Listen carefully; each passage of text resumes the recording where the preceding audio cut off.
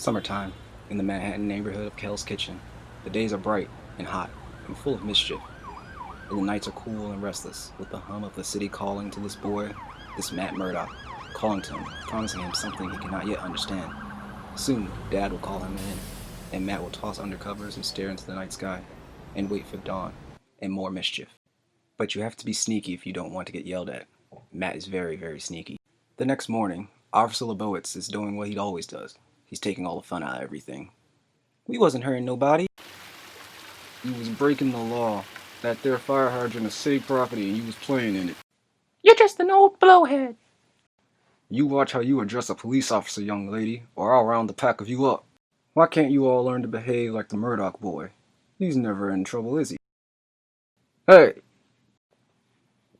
Come back here! Go, go, go! That there club is city property. Who was that kid? The boy's heart feels like it's going to explode. It's a great feeling. But Dad would be really sore if he knew what Matt's done.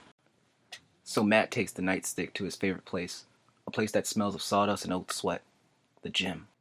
Most of these lockers are empty these days, but the gym still carries the smells. And the echoes of past glory. You can almost hear the crowd cheering on their champion. Battlin Jack Murdoch, Matt's dad. He was the best in his day. Matt heads home and hopes Dad won't be sad again tonight. But there he is with that old photograph again. He never says who she was. Maggie. I'm sorry, Maggie. Come on, Dad. Let's get you on to bed. Right. Son, you're a good boy, Matt. A good boy. God bless you. And I'm a slob. And I'm sorry. It's alright, Dad. Let's get you to bed. The gym. A different kind of rough night for Jack Murdoch. Wise up, Murdoch. Slide doesn't get tired real easy, and I'm afraid he's starting to enjoy himself. Let him. The fixer's trying to do you a favor, you dork. A regular job ain't so easy to come by these days. I won't. You will. You'll work the neighborhood for me, collect on bad debts, or you will die. So kill me. I won't work for the mob. I wasn't finished, Murdoch. You will collect unpaid protection money, or you will die. And so will your bright-eyed boy, your little Matt. There are times when Jack Murdoch doesn't hate himself. Only in the ring, only in the heart of combat, when his fists are sure and his legs are strong, and he feels himself again. And he forgets the way he spends his days. Only in the heat of it, when he is a warrior. Not a mob enforcer, when he is a champion. Not a thug. But it keeps food on the table. It keeps Matt fed. It buys Matt shoes. And all it costs Jack Murdoch is his soul.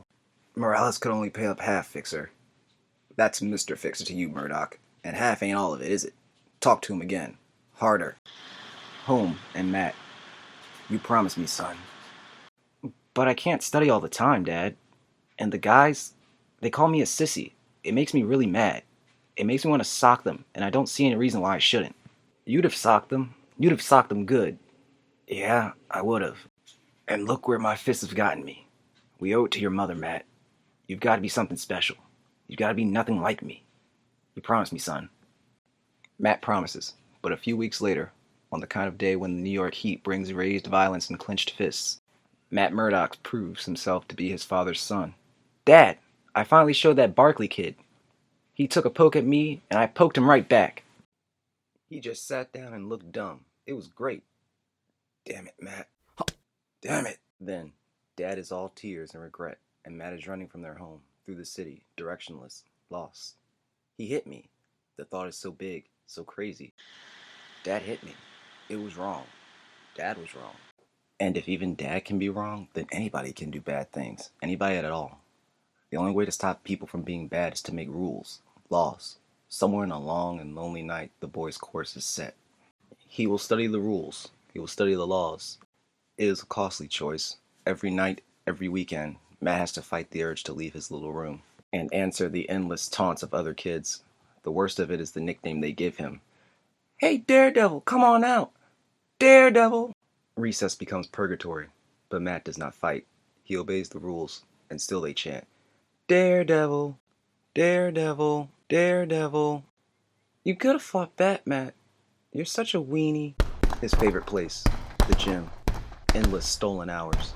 At the bag, his secret time, when his fists are like machine gun fire, drowning out his angry sobs.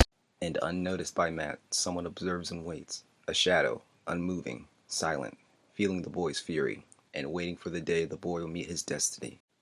It is a picture-perfect day, one Matt will never forget, the last he will ever see. A helpless old blind man, a careening truck, a decision made faster than thought, gallons of horrid spewing muck, pain, and darkness. Bravest thing I ever saw, but his face, his eyes. My God, that stuff in his eyes. Is it radioactive? Yes, yes, it courses through his blood. It changes him. His blood, it burns.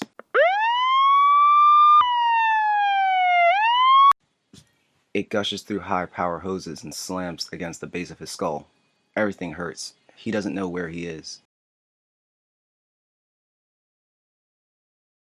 Sandpaper scrapes his skin every time he moves.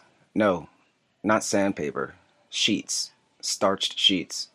And the smells. Chemical smells. Disinfectants. Hospital, he thinks. I'm in a hospital. People come and go, smelling like bathtubs full of sweat, like eaten food, like Italian sauces and half-digested eggs. They stab him with needles and fill him full of drugs, but drugs don't fool him. He knows they cut his face. Everything hurts. All he wants is to die. But he doesn't die, so he has to make do. After a while, he somehow shuts it out. What's happened to him? What has he become? Dad doesn't understand.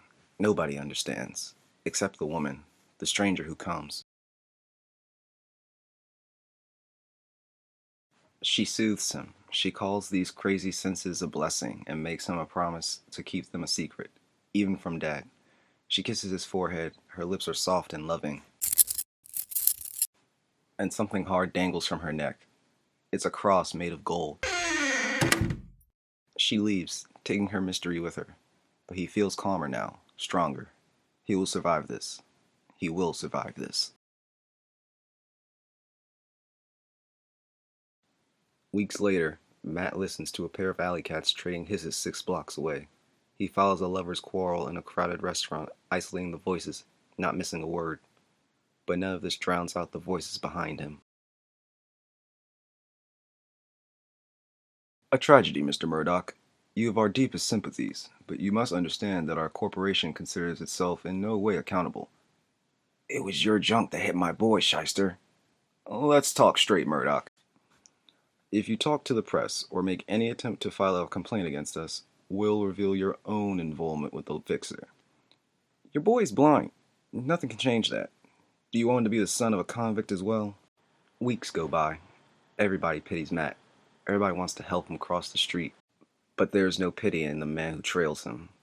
No pity, no mercy, only cold, clear purpose. And now the time has come to see what Matt Murdoch is made of. That night, in the gym, it used to be Matt's favorite place, but now it's filled with cries of frustration, tearful fury, and low sobs that speak of defeat. He can't see. He can't see. He's useless. Quit feeling sorry for yourself. Get up. Who? He calls himself Stick. And once he starts talking, he doesn't stop. He takes Matt to a dirty, dusty basement. I was born blind, kid, on the street, and I made my way. So don't give me with any more belly aching, or I'll flatten you. You'll train here every night, every spare hour you have. If you're good enough, I'll make you a warrior. I'm not saying your chances are good. You're undisciplined, indulgent, emotional, but I'm taking a chance with you, because I need all the help I can get. What kind of help? No questions. Hold out your hand. Concentrate. Feel the air. But there's no wind. Shut up. Concentrate. The air's filling the room. One wall's closer than the other. Feel it. Now the other wall. Feel it. Concentrate. Concentrate. But there's nothing there. Do you feel this? Ow, that hurt. Knock it off. Matt swings his cane, strikes nothing. Again. Then, and a whisper of movement, a shape formed by air. How'd I do that? So you're out of kindergarten. Don't get cocky. Months fall away, hints of a new world play at Matt's mind. In the gruff, unforgiving voice of his teacher, Matt finds hope. Creak of wood, wire, no, catgut stretched. That's a bow you're holding. What the heck are a couple of blind guys supposed to do with a bow? This. Now it's your turn. Find the target. Smell it. Feel its shape. Concentrate. No good. Go again. And again, and again, and again, until Matt's knees wobble and red-hot pain streaks from shoulder to elbow to wrist. Again. Again. Again. Until the dust of the old basement fills his chest with fire. Until his blind eyes cry with the effort. Until Matt no longer cares. Then... I did it. I could feel it. I can feel everything. Ow! Anybody can do it once. Again.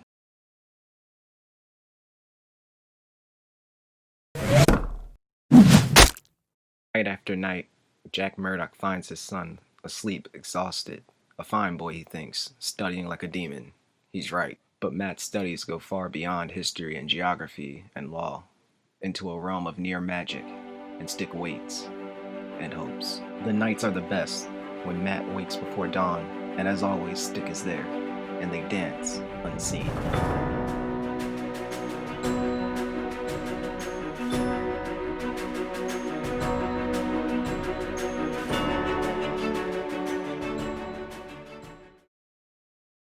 Central Park, a spring morning. Jack Murdoch jogs. A fighter has to keep in shape. A fighter. He feels like a fighter again. 6 victories in a row, 6 knockouts. At his age, it's impossible, but there it is. And now he's set for a bout at Madison Square Garden. He feels young again. Life is good again. And best of all, he hasn't gotten orders from the fixer in months.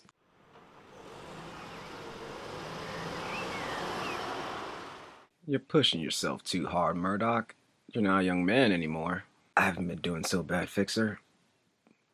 Oh, come now. Are you so thick you think you earned those knockouts? Why do you think they call me the Fixer? You're a setup, old man. I made you flavor of the month in the boxing world, and you're going to make me a bundle of money. You throw tomorrow's fight. No arguments, Murdoch. The usual threats apply. Madison Square Garden the next night, round 4. This is it, Murdoch. Just give him an opening and fall down like you should. Think about that boy of yours. That's just what I'm thinking about, you bum. I'm thinking of my boys out there in the audience. And I'm thinking about how I told him one thing worth a damn. I told him to never give up. Never. It's time I showed him his dad may be a loser, but he's no quitter.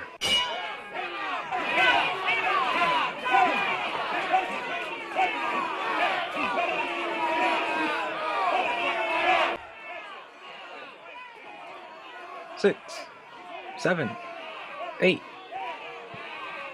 9, 10. He's out. Battlin Murdoch wins. Later, Jack Murdoch exits the stadium, strangely calm, ready for what's coming. I know you're there. Get it over with. They take their time until the sounds are wet and the pulpy things that was once a man sags, not feeling it.